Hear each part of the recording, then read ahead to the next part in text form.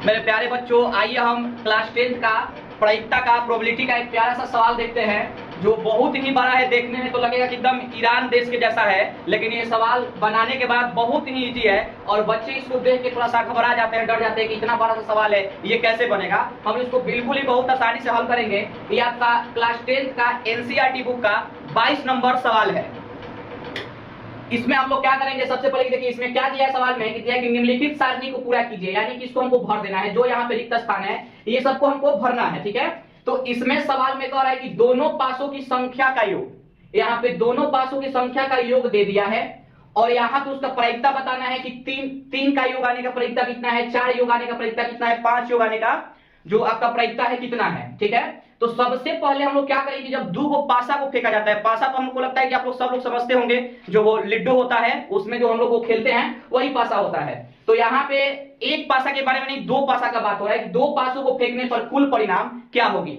तो यहाँ पे हम क्या कहेंगे, टोटल जब हम दो को पासा फेंकेंगे तो कितना परिणाम हो सकता है। तो कुल परिणाम यहाँ पे आपका 36 है। हम देख सकते हैं कि कुल परिणाम जो है यहाँ पे हमारा 36 है। तो हम जब पासा को फेंकेंगे तो हमारा क्या आ सकता है, तो अगर हम पहले ही दो को पासा को फेंकेंगे तो दोनों में एक एक आ सकता है, या एक दो आ सकता है, या एक तीन आ सकता है, एक चार आ सकता है, एक पांच आ सकता है, एक 6 आ सकता है, या दो एक आ सकता है, दो दो आ सकता है, दो तीन आ सकता है, दो चार आ सकता है, दो पांच आ सकता है, दो 6 आ सकता है, तीन एक आ सकता है, तीन दो आ सकता है, तीन तीन आ सकता है, तीन चार आ सकता है, तीन पांच आ सकता है, तीन 6, ऐसे करके हमारा टोटल 36 परिणाम आ सकता है। इसको लिखना बहुत ही आसान है, आप लोग देख सकते हैं। पहले एक के साथ लिख दिया गया, फिर दो के साथ, फिर तीन के साथ, फिर चार के साथ, फिर पांच के साथ और फिर 6 के साथ लिख दिया गया है।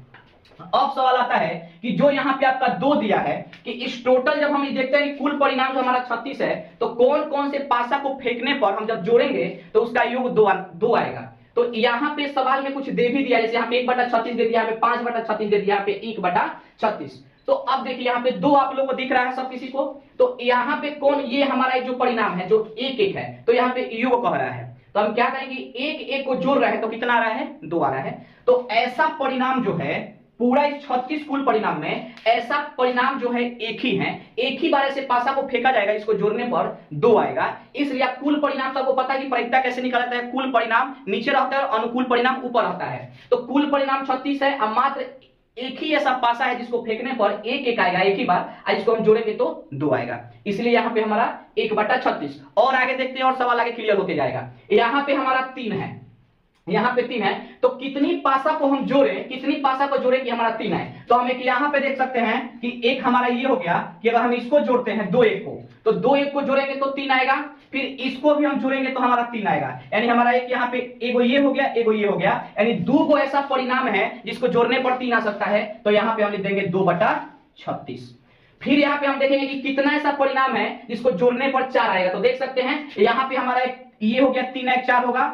फिर हम नीचे भी देख सकते हैं, एगो ये हो गया हमारा, यहाँ पे ये हो गया, 2 2 4 हो जाएगा। फिर हम और आगे नीचे बढ़ सकते हैं, यहाँ पे देख सकते हैं वो 3 1 4 हो जाएगा, ठीक है। यानी ऐसा कुल, अब इससे ज्यादा नहीं होगा, आप लोग देख सकते हैं 3 1 जोड़ेंगे 4 होगा, 2 2 जोड़ेंगे 4 होगा, और 3 1 जोड़ेंगे तो 4 होगा। यानी कि 3 को ऐसा परिणाम है जिसको जोड़ेंगे तो हमारा ये आ जाएगा, आपका 4 आएगा और 3 बटा कितना हो जाएगा, 36। अब यहाँ पे वो हम चीज क्या देख रहे हैं नया सा, कि यहाँ पे 1/36 हुआ, 2/36 हुआ, यहाँ पे 3/36 हुआ, तो यहाँ पे 4/36 हो जाएगा, यहाँ पे 5/36 हो जाएगा। ऐसे हमारा ये क्या होगा, बढ़ते जाएगा। यानी कि 5 हमको मंगाना है, क्या मंगाना है, 5 मंगाना है। तो 5 हम कैसे मंगा सकते हैं, देखेंगे कि कितना ऐसी संख्या इसको जोड़ने पर 5 आ रहा है। तो देखिए एक हमारा ये हो गया, एगो ये 5 हो गया, ये हमारा हो गया 2 गो, अब फिर हमारा ये हो गया 3 गो, अब फिर एगो ये हमारा हो गया 4 गो, यानी यहाँ पे हम लिख सकते हैं 4/36।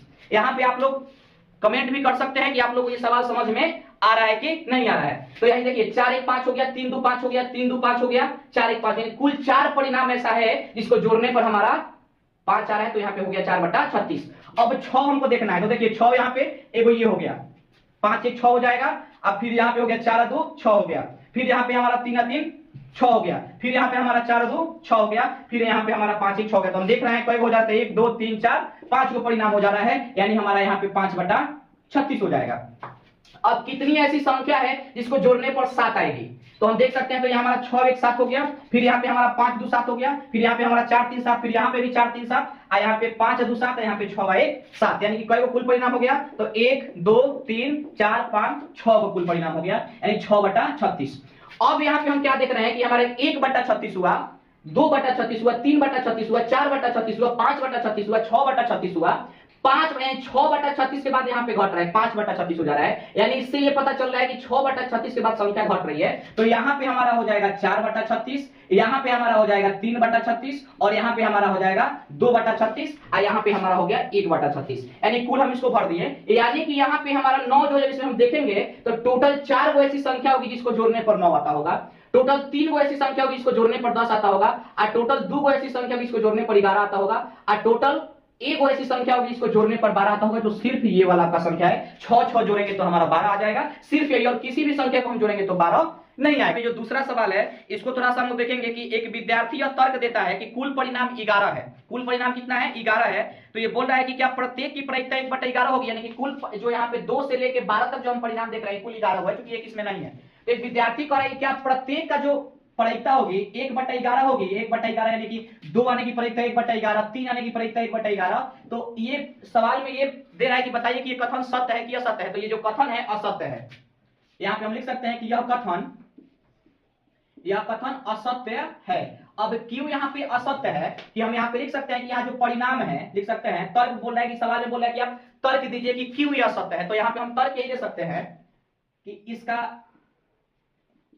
इसका परिणाम बराबर नहीं है, बराबर नहीं है, या समप्रायिक नहीं है, समप्रायिक नहीं है, समप्रायिक नहीं है। जो परिणाम है समप्रायिक यानी कि बराबर नहीं। जैसे हम पासा को फेंकते हैं, एक पासा को, तो उसमें 1/6 या 1 से लेकर 6 तक कुल परिणाम होता है। इसमें प्रत्येक का आने का 1/6 1/6 1/6 ये आपका प्रोबेबिलिटी होता है। लेकिन यहाँ पे ऐसा नहीं है। यहाँ पे हम देख सकते हैं कि 2 का योग मात्र ये 1 है, 3 आने का योग हम देख सकते हैं कि 2 है, 4 आने का योग 3 है, यानी कि ये जो आपका प्रायिकता है बराबर नहीं है, इसलिए कथन असत्य हो जाएगा। प्रत्येक का जो प्रायिकता है 1/11 नहीं होगा।